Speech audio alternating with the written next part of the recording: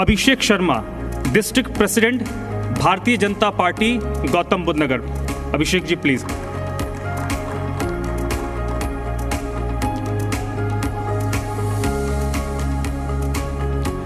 तो emerging Delhi NCR के इस सेशन को आगे प्रोसीड करेंगे शिवांगी।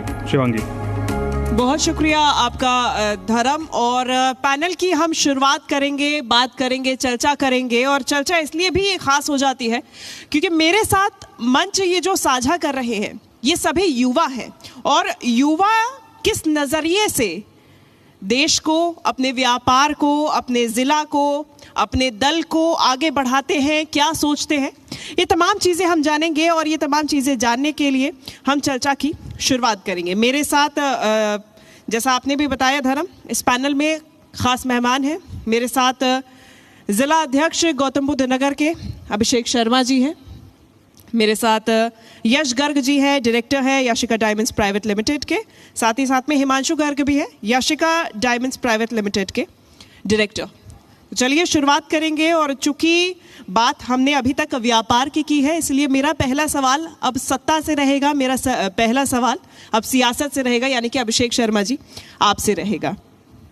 हम बात कर रहे हैं, इस वक्त हम नोएडा में मौजूद हैं। और नोएडा एक एक्सटेंशन माना गया था दिल्ली का, अब इसका एक्सटेंशन आ गया है ग्रेटर नोएडा भी।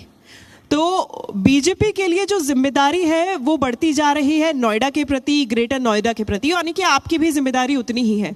तो ऐसे में नोएडा और ग्रेटर नोएडा जो कि एक डेवलप्ड शहर माने जा रहे हैं, यहाँ का जो पूरा स्ट्रक्चर है वो शहरी है। तो शहरी क्षेत्र और ग्रामीण क्षेत्र के मेल जोल के साथ में बीजेपी अब कैसे आगे बढ़ेगी, क्या आपकी प्लानिंग, क्या रूट मैप? बहुत धन्यवाद शिवांगी जी। देखिए, 2014 में आदरणीय प्रधानमंत्री मोदी जी के नेतृत्व में जब भारतीय जनता पार्टी की सरकार बनी तो किस प्रकार से देश में नए आयाम स्थापित हुए। और 2017 में भारतीय जनता पार्टी की सरकार उत्तर प्रदेश में बनी आदरणीय मुख्यमंत्री योगी आदित्यनाथ जी के नेतृत्व में। तो उस प्रकार जब सरकार बनी तो उसके बाद गौतम बुद्ध नगर पर विशेष ध्यान दिया गया भाजपा की सरकार द्वारा, चाहे वो केंद्र की सरकार हो चाहे प्रदेश की सरकार हो। 2017 से पहले कभी भी प्रदेश का मुख्यमंत्री नोएडा में आने से पहले घबराता था, उसको लगता था कि मैं नोएडा जाऊंगा तो मैं शायद अब मुख्यमंत्री नहीं रह पाऊंगा। लेकिन भारतीय जनता पार्टी की सरकार बनी, आदरणीय मुख्यमंत्री जी ने उस विचारधारा को बदला। और मुझे लगता है कि वो महीने में 2 बार कम से कम आज गौतम बुद्ध नगर आते हैं। और उसका परिणाम है कि जो इन्वेस्टर समिट अभी उत्तर प्रदेश ने किया है, लगभग 12 लाख करोड़ का निवेश गौतम बुद्ध नगर में आया है, जिससे लगभग 32 लाख लोगों को रोजगार मिलेगा। तो ये भाजपा की सरकार है।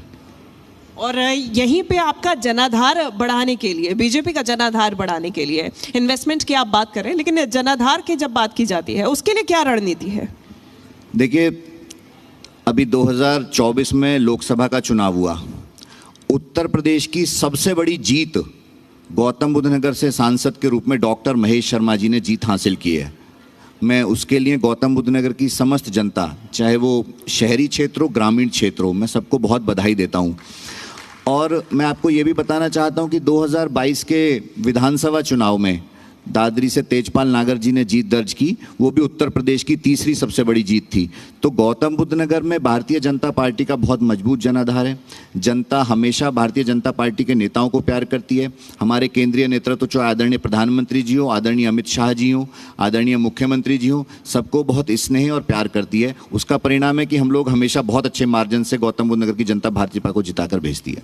ठीक है, इस बात को तो नकारा नहीं जा सकता है क्योंकि अभी तक में जो परिणाम आए हैं वो भी काफ़ी ज़्यादा आपके फेवर में ही नज़र आए हैं, चाहे लोकसभा हो और चाहे विधानसभा की ही बात हो। नोएडा की जब बात की जाती है तो यहाँ पे कुछ ऐसे मुद्दे हैं जो कि जटिल समस्या के रूप में अब विकसित होते जा रहे हैं। यहाँ पे फ्लैट खरीदारी का, पेंशन का, किसानों के मुआवजे का मुद्दा एक ऐसा मुद्दा है कि नोएडा, ग्रेटर नोएडा को डेवलप करने के लिए ये मुद्दा शुरू हुआ और धीरे धीरे ये मुद्दा बढ़ता ही जा रहा है। सबसे पहले तो आपकी राय इसमें क्या है? साथ ही साथ में बीजेपी बतौर दल, और चूंकि एक अच्छी पैठ आप मानते हैं कि किसान भी, यहाँ के लोग भी आप पे विश्वास जताते हैं, जनता आपको वोट भी देती है, चुनावों से आप निकल के भी आते हैं, तो ऐसे में बीजेपी बतौर दल और यहाँ पे चूंकि आपके पास जिम्मेदारी भी है, तो क्या एक्शन प्लान आपकी तरफ से इन समस्याओं के समाधान के लिए तैयार किया गया है? क्या आप भी विचार रखते हैं इसमें इन समस्याओं के लिए, और एक्शन प्लान भी क्या है?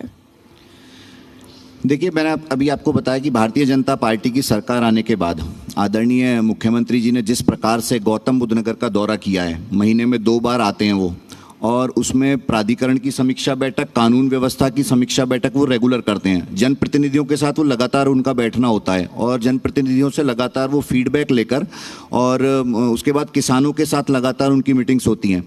हम भाजपा की सरकार आने से पहले यहाँ किसानों का जो मुआवजा था वो 1800 रुपये प्रति मीटर का था, और आज वो बढ़कर 4300 रुपये प्रति मीटर हो चुका है। और जो यहाँ सर्किल रेट है, सर्किल रेट के 4 गुने से भी ज़्यादा ये मुआवजा है। जो भूमि अधिग्रहण बिल पास हुआ था उसमें कहा गया था कि भाई जो सर्किल रेट होगा उसका 4 गुना मुआवजा मिलना चाहिए, लेकिन भारतीय जनता पार्टी की सरकार आने के बाद वो मुआवजा 4 गुने से भी अधिक वो हुआ है। ये किसानों की मैं समस्या की बात कर रहा हूँ। दूसरा, आपने बिल्डर्स बायर्स की बात की।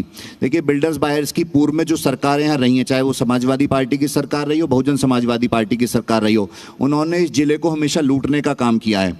और यहाँ जो उन्होंने बिल्डर्स को प्लॉट दिए, उनसे पैसा लेते थे अंडर टेबल, और उसके बाद प्लॉट अलॉट कर देते थे, और उसके बाद में वो प्लॉट बनेगा नहीं बनेगा, बिल्डिंग बनेंगी नहीं बनेंगी, इसकी कोई गारंटी नहीं होती थी। उसका परिणाम आज ये है कि आधे से ज़्यादा बिल्डर्स यहाँ जेल में हैं और उनके प्रोजेक्ट सब NBCC के द्वारा पूरे कराए जा रहे हैं सुप्रीम कोर्ट की निगरानी में।